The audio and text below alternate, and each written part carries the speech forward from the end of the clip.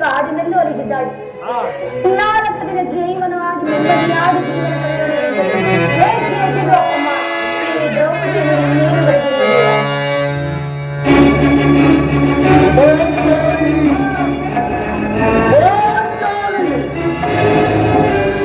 ಜೀವನ ಏಕೆ ಈ ರೀತಿ ಚಿತ್ತಾಮುತ್ತಲಾಗಿ ನಿಂತಿರುವಳು? ದೇವಿ,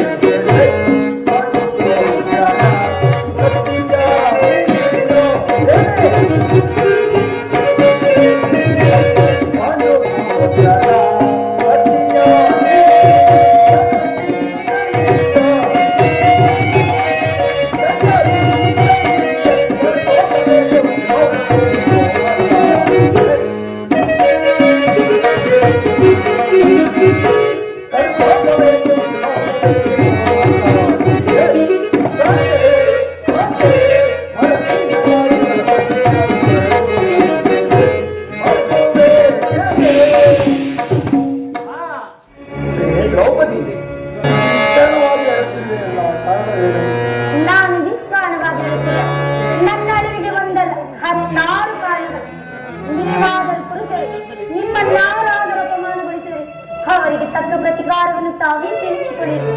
ಆದರೆ ಸ್ತ್ರೀಯರ ವಿಚಾರವೂ ಆಗಲಿ, ಅನ್ನ ವಸ್ತ್ರಗಳಿಗಾಗಿ ಪರರನ್ನು ಆಶ್ರಯಿಸಬೇಕಲ್ಲವೇ?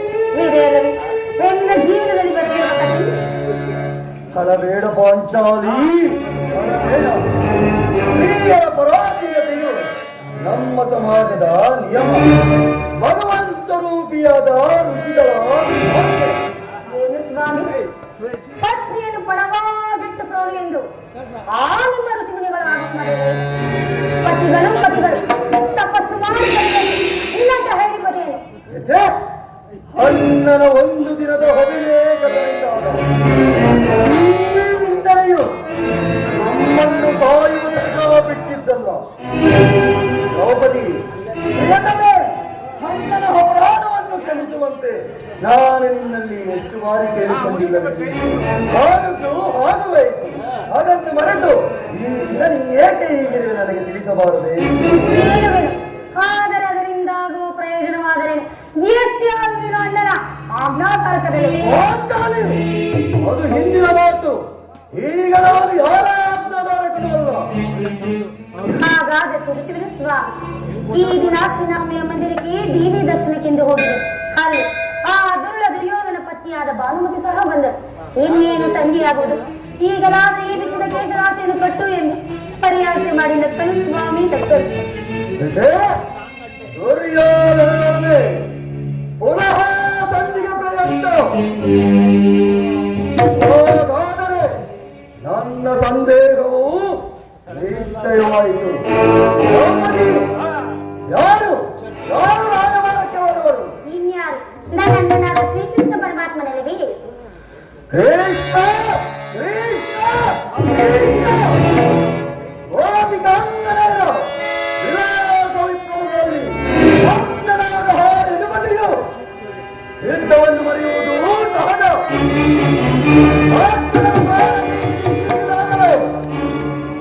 ಈಗಾಗಬಹುದೆಂದು ನನಗೆ ಪಾಂಚಾಲಿ, ಅದಿರಲಿ, ಆ ಭಾನುಮತಿಗೆ ನೀನು ಏನೆಂದು ಉತ್ತರವನ್ನು ಕಟ್ಟೆ? ಏನೆಂದು? ನಿನ್ನ ಕಟ್ಟಿದ ಮುಡಿಯನ್ನು ಬಿಚ್ಚುವರು, ಈ ಬಿಚ್ಚಿದ ಕೇಶ ಕಾಟ್ಟುವುದಿಲ್ಲವೇ ಎಂದು. ಬಾಬು ಪಾಂಚಾಲಿ, ಬಾಬು ಉತ್ತರವನ್ನೇ ಕೊಟ್ಟಿದೆ. ನಮ್ಮ ಸಂಗಡ ಕದನವಾಡುವುದರಲ್ಲಿಯೇ ನಿನ್ನ ಚತುರತೆಯನ್ನು ಮುಗಿಸಿದೆ ಎಂದು ನನಗೆ ತಿಳಿಯಿತು. ಈ ಸಂತೋಷದ ಸಮಯದಲ್ಲಿ ನಿನ್ನನ್ನು ಮುದ್ದಾಡಬೇಕೆನಿಸುತ್ತಿದೆ. ಒಂದು ಈ ಪೀಠವನ್ನು ಅಲಂಕರಿಸಿ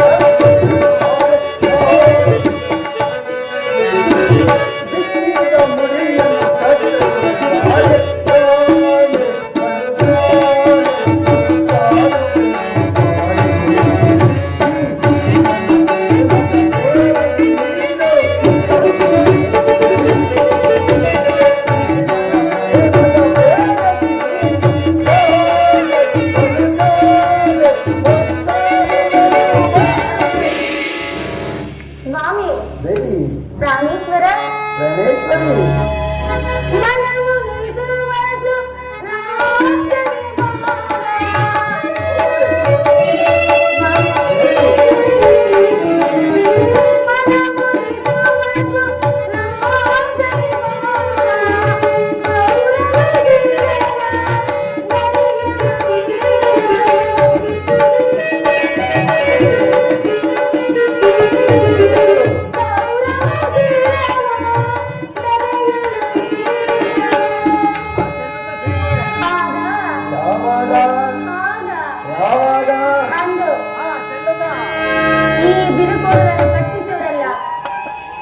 ದುರ್ಯೋಧನ ತೊಡೆಯನ್ನು ಮುರಿದಾಗ ಪ್ರಾಣೇಶ್ವರ ನಿಜವಾಗಿಯೂ ನನ್ನ ಶಪಥವನ್ನು ಪ್ರತಿಜ್ಞೆ ಮಾಡಬೇಕಲ್ಲವೇ?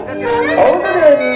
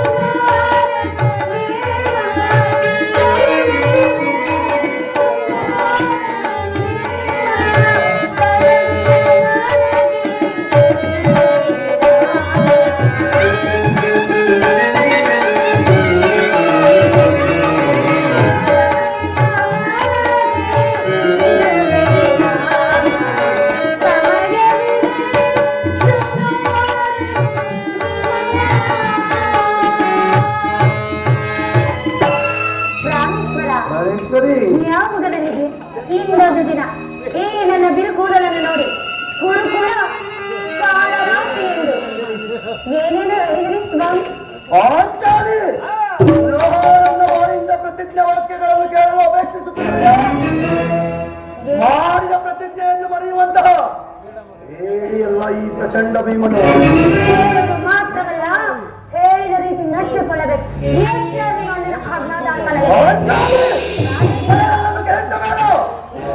ನಾನೀಗ ಯಾರಾಜ್ಞಾಗಾರಗಳಲ್ಲ, ಶಾಂತಿಯನ್ನು ವಹಿಸುವವರು ಸಂಧ್ಯ ಪ್ರಸ್ತಾವದಲ್ಲಿ ತೊಡಗಲಿ.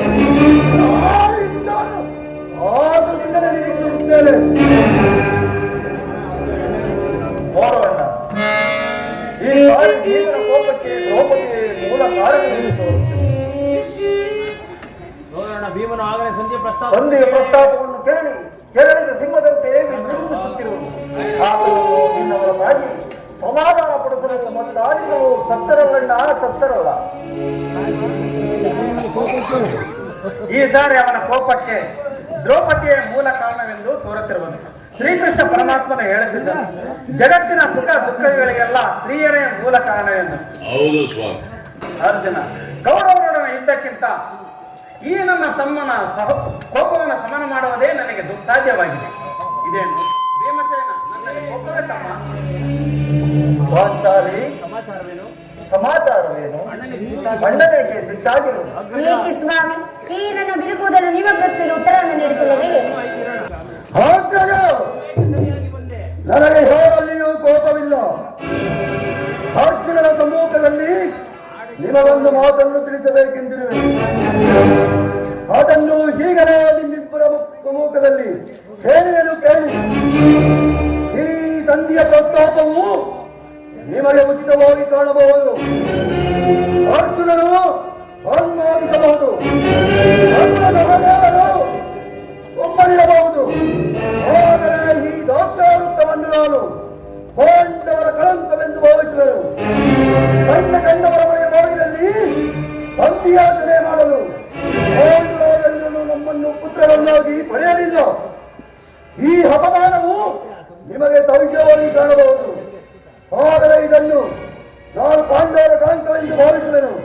ಕಂಡವರ ಮನೆಯ ಬಾಗಿಲಲ್ಲಿ ಸಂಧಿಯಾಚನೆ ಮಾಡಲು ಪಾಂಡವರೆಲ್ಲರೂ ನಮ್ಮನ್ನು ಪುತ್ರರನ್ನಾಗಿ ಪಡೆಯಲಿಲ್ಲ. ಈ ಅಪಮಾನವು ನಿಮಗೆ ಸಹಜವಾಗಿ ಕಾಣಬಹುದು. ಆದರೆ ನಾನು ಇದನ್ನು ಒಂದು ಗಳಿಗೆಯೂ ಸಹಿಸಲಾರೆ. ಇದಕ್ಕಾಗಿ ನಿಮ್ಮ ಅನುಮತಿಯನ್ನಾಗಲಿ ಆಸುರನ ಸಹಾಯವನ್ನಾಗಲಿ ನಾನು ಅಪೇಕ್ಷಿಸುವುದಿಲ್ಲ. ನಾನು ಮತ್ತು ಈ ನನ್ನ ಗೆಳೆ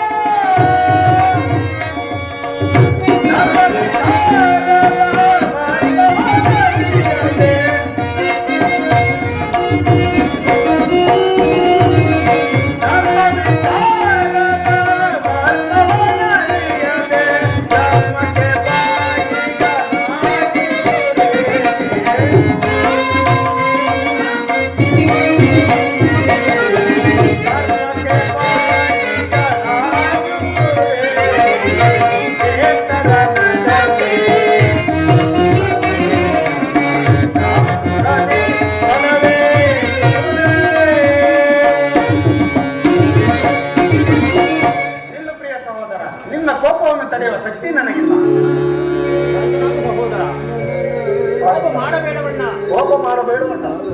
ಅಗ್ರಜನು ನಮ್ಮೆಲ್ಲರಿಗೂ ಹಿರಿಯವನು. ಆತನ ಇಷ್ಟಕ್ಕೆ ವಿರುದ್ಧವಾಗಿ ನಾವು ಅನ್ಯಾಯ ಆಚರಣೆಯನ್ನು ಮಾಡಬಹುದೇ ಅಗ್ರಜ?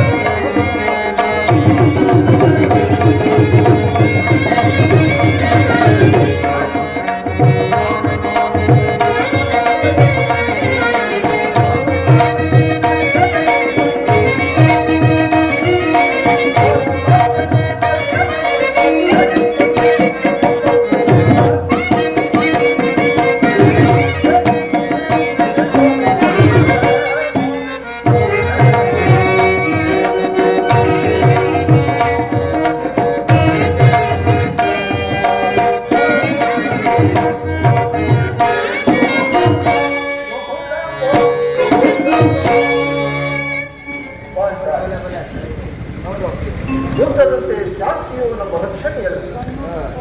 ಒಂದು ವೇಳೆ ನಾವು ಯುದ್ಧಕ್ಕಾಗಿ ಆತುರ ಪಟ್ಟರೆ ಮುಂದೆ ಆಗುವ ಅನಾಹುತಗಳಿಗೆ ನಾವೇ ಕಾರಣವಾಗುತ್ತದೆ ಪಾಂಚಾಲ.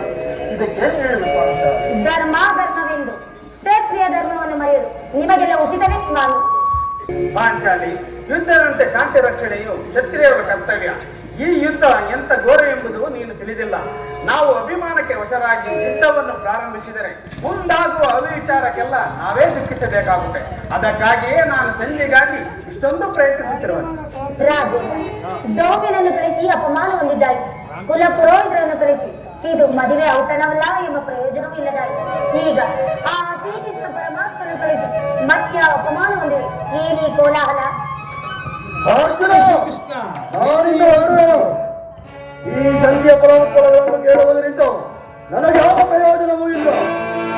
ಸ್ವಾಮಿ, ಸ್ವಲ್ಪ ಶರಕಾಗಿ ಶಾಂತರಾಗಿ. ಯದುಪತಿಯು ರಾಜಸಭೆಯಲ್ಲಿ ಇತ್ತಲೇ ಬರ್ತಿರುವುದು. ವಿಚಾರವನ್ನು ತಿಳಿದು ತಮ್ಮ ಇಚ್ಛೆಯಂತೆ ಮಾಡಬಹುದಲ್ಲವೇ?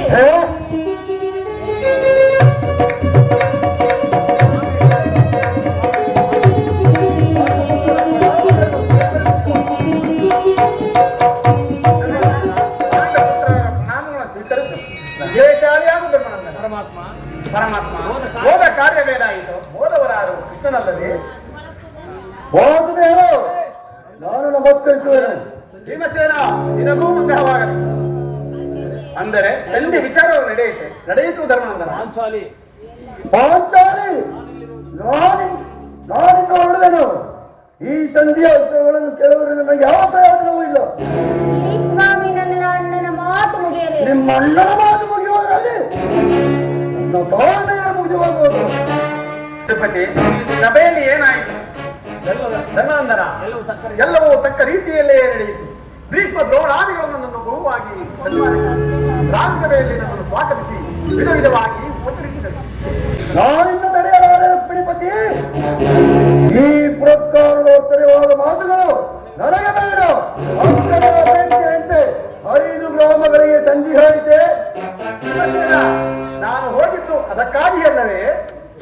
ಕೃಷ್ಣ, ಎಲ್ಲಿಗೆ ತೆರೆಯಿತು ನಿನ್ನ ಅಭಿಮತ? ಅಜ್ಞಾತವಾಸದಲ್ಲಿ ಅರ್ಜುನನು ಕೈಗಳಿಗೆ ಬಳೆಯನ್ನು ಕಟ್ಟನು. ಈ ಸಂಜೆಯ ಕಲಿನಲ್ಲಿ ನಮ್ಮ ಐವರಿಗೂ ಸೀರೆಯನ್ನು ಉಡಿಸಲು ಆವಣಿಸುತ್ತಿರುವೆಯಾ? ಇಷ್ಟೊಂದು ಕೋಪವೇಕೆ? ಸಮಾಧಾನ ತಂದುಕೊಂಡು ನನ್ನ ಮಾತನ್ನು ಸಂಪೂರ್ಣವಾಗಿ ಕೇಳು. ಈ ಸ್ವಾಭಿಮಾನ್ಯದ ಸೂರ್ಯದೊಳಗೆ ಈ ಪ್ರಚಂಡ ಭೀಮನಿಗದೆಂತಹ ಕೆಲಸ? ನಿಕಟವಾದ ಸಂಬಂಧ ಹೊಂದಿರುವುದು. ಕೃಷ್ಣ ಮುಂದೇನಾಯಿತು? ರಾಜ್ಯಸಭೆಯಲ್ಲಿ ನಿಮ್ಮ ಸಂದೇಶವನ್ನು ರಾಜ್ಯಸಭೆಯಲ್ಲಿ ನಿಮ್ಮ ಸಂದೇಶವನ್ನು ತಿಳಿಸಿದರು. ಅವರೆಲ್ಲರೂ ಒಪ್ಪಿದರು. ಯಾರ್ಯಾರು ಒಪ್ಪಿದರು ಪರಮಾತ್ಮ? ಭೀಷ್ಮ, ದ್ರೋಣ ಮುಂತಾದವರು. ಆತನೂ ಸಹ. ಇನ್ನು ನನಗಿಲ್ಲಿ ಕೆಲಸವಿಲ್ಲ. ಈ ದುರ್ವಾಸೆಯನ್ನು ಕೇಳುವುದು ನಿಮ್ಮ ಇಚ್ಛೆ ಆಯಿತು. ಅದನ್ನು ಸಾಧಿಸಿದೆ ಕೃಷ್ಣ, ಚೆನ್ನಾಗಿಯೇ ಸಾಧಿಸಿದೆ. ಸಹೋದರರೇ, ನಿಮ್ಮ ಅಪರಿಚಿತ ಫಲಗಳನ್ನು ನೀವೇ ಆಕರ್ಷಿಸಿ. ಅದರಲ್ಲಿ ಈ ಭೀಮನು ಯಾವ ಲಾಭವನ್ನು ಅಪೇಕ್ಷಿಸುವುದಿಲ್ಲ. ರಾಜ್ಯಸೇನಿ, ನೀನು ನಿರಾಶರಾಗಬೇಡ. ಈ ಭೀಮನು ಬದುಕಿದ್ದರೆ ನಿನ್ನ ಸೇರನ್ನು ತೀರಿಸಿಕೊಳ್ಳುವನು. ಭೀಮಸೇನ, ನಿಲ್ಲಯ್ಯ. ನೀನು ನಿಜವಾಗಿಯೂ ವಿಡಂಬಾಪತಿಯೇ ಸರಿ. ಇಷ್ಟೊಂದು ಕೋಪವಿಲ್ಲದಿದ್ದರೆ ಆ ರಕ್ಕಸೆಯನ್ನು ಹಾರಲು ಹೇಗೆ ಸಾಧ್ಯ? ಸ್ವಲ್ಪ ಸಾವಧಾನ ತಂದುಕೊಂಡು ನನ್ನ ಮಾತನ್ನು ಸಂಪೂರ್ಣವಾಗಿ ಕೇಳು. ಕೃಷ್ಣ, ಈ ಸಂಧಿಯ ಸುದ್ದಿಯು ನನಗೊಪ್ಪದು. ಭೀಮಸೇನ, ನಿನಗೆ ಒಪ್ಪುವ ವಿಚಾರ ಹೊಂದಿರುವುದು. ಆ ದುರ್ಯೋಧನನು ನಿನಗೆ ಒಂದು ಸಂದೇಶವನ್ನು ಕಳಿಸಿರುವುದು. ದುರ್ಯೋಧನನ ಸಂದೇಶ? ಹಾಗಾದರೆ ಅದರ ಉದ್ದೇಶ ಸಂಧಿಯಾಗಲಾರದು. ಏನೋ ಸಂದೇಶ? ಭೀಮಸೇನ, ಆ ಸಂದೇಶವನ್ನು ಕೇಳುವ ಇಚ್ಛೆ ನಿನಗಿದ್ದರೆ ನನ್ನ ಬಳಿಯಲ್ಲಿ ಕೈಕಟ್ಟಿಕೊಂಡು ಕುಳಿತುಕೋ. ಆಗ ಮುಖ್ಯವಾದ ಸಂದೇಶವನ್ನು ನಿನಗೆ ತಿಳಿಸಬೇಕು. ಇಲ್ಲ ಇಲ್ಲ ಇಲ್ಲ ಇಲ್ಲ ಕೃಷ್ಣ, ನಿಂತರೆ ಬಿಡು. ಇಲ್ಲವಯ್ಯ, ನೀನು ಕೂದಿಕೊಳ್ಳದ ಹೊರತು ನಾನು ಹೇಳುವುದಿಲ್ಲ. ಈ ಪರ್ಯಾಸವೇಕೆ ಕೃಷ್ಣ? ಇದು ಪರ್ಯಾಸ್ಯವಲ್ಲ ಭೀಮಸೇನ. ನಿನ್ನನ್ನು ಕಂಡರೆ ನನಗೆ ಅಷ್ಟೊಂದು ಭಯವಯ್ಯ. ಎಲ್ಲಿ ನಿನ್ನ ಗದೆಯನ್ನು ಸ್ವಲ್ಪ ಕ್ಷಣಕಾಲ ದೂರವಿಡು. ನನ್ನ ಬಳಿಯಲ್ಲಿ ಬಂದು ಕುಳಿತುಕೋ. ಕೃಷ್ಣ, ಇದು ಇದೊಂದು ಅಪೇಕ್ಷೆಯಂತೆ ಕುಳಿತುಕೊಳ್ಳುವೆನು. ಹಾಗಾದರೆ ನೀನು ನನ್ನ ಬಂದಿ. ಕ್ಷಣಕಾಲ ಮಾತ್ರ ಕೃಷ್ಣ. ಆಗಲಿ.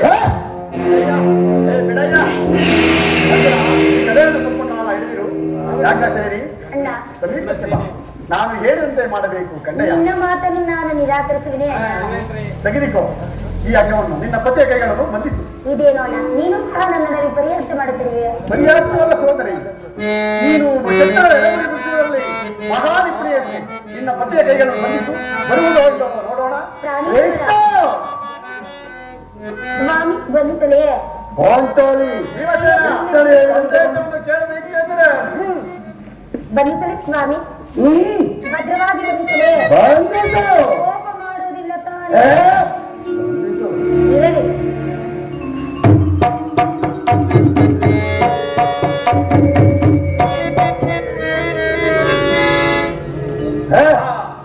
ಈಗ ಸಮಾಧಾನ. ಈಗ ಎಲ್ಲರೂ ಕೇಳಿದೆ. ಈ ಭೀಮನನ್ನು ಬಂಧಿಸಿರುವ ಅಗ್ಗವು ಈ ದಿನ ರಾಜ್ಯಸಭೆಯಲ್ಲಿ ನನ್ನ ಅಂಗಾಂಗಗಳನ್ನು ಬಂಧಿಸಲು ಅನಿವಾರ್ಯ.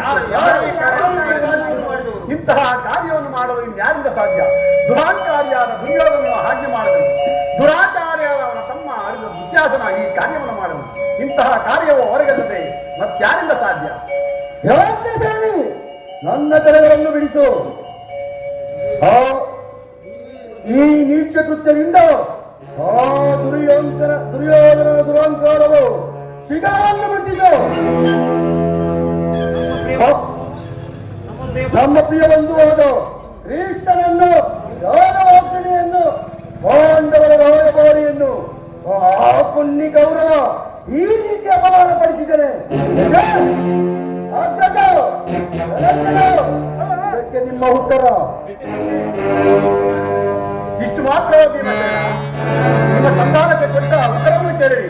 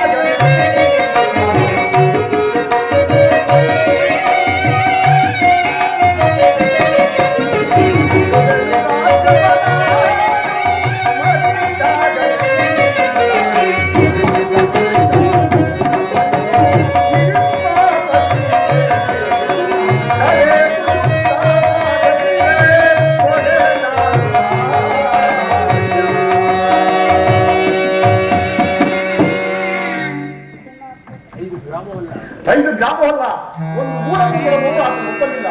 ನೀವು ಯುದ್ಧವನ್ನು ಸಂಧಿಯನ್ನು ಅಪೇಕ್ಷಿಸುವ ಆದರೆ ಅದು ರಣಾಂಗಣದಲ್ಲಿ ಶಸ್ತ್ರಾಸ್ತ್ರಗಳ ಆಹ್ವಾನದಲ್ಲಿ ಎಂದು ಹೇಳಿಬಿಟ್ಟಿದ್ದಾರೆ. ಈ ಸಂದೇಶಕ್ಕೆ ನಮಗಿನ್ನು ಉಳಿದುವುದು ಒಂದೇ ಉತ್ತರ, ಅದು ಯುದ್ಧ. ನನ್ನೆಲ್ಲ ಪ್ರಯತ್ನಗಳನ್ನು ವಿಫಲವನ್ನಾಗಿ ಮಾಡಿ ಮುಂದೆ ಬಂದು ನಿಂತಿದೆ ಯುದ್ಧ. ನಾನು ಯುದ್ಧವನ್ನು ಅಪೇಕ್ಷಿಸಿದವನಲ್ಲವೆಂದು ಸಂಧಿಗಾಗಿ ಸರ್ವ ಪ್ರಯತ್ನಗಳನ್ನು ಮಾಡಿದನೆಂದು. ನನ್ನ ಕರೆಗಳನ್ನು ಬಿಡಿಸು.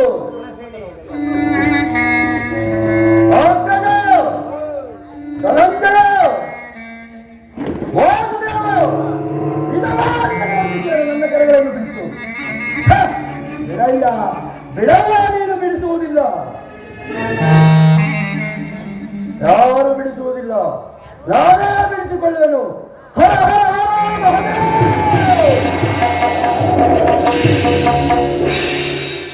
ಈಗ ಕಾಲಿಗೆ ಎಲ್ಲರನ್ನು ಪ್ರತಿಜ್ಞೆಯನ್ನು ಎಲ್ಲಿ ನನ್ನ ಈಗ ಕಾಲಿಗೆ ನನ್ನ ಪ್ರತಿಜ್ಞೆಯನ್ನು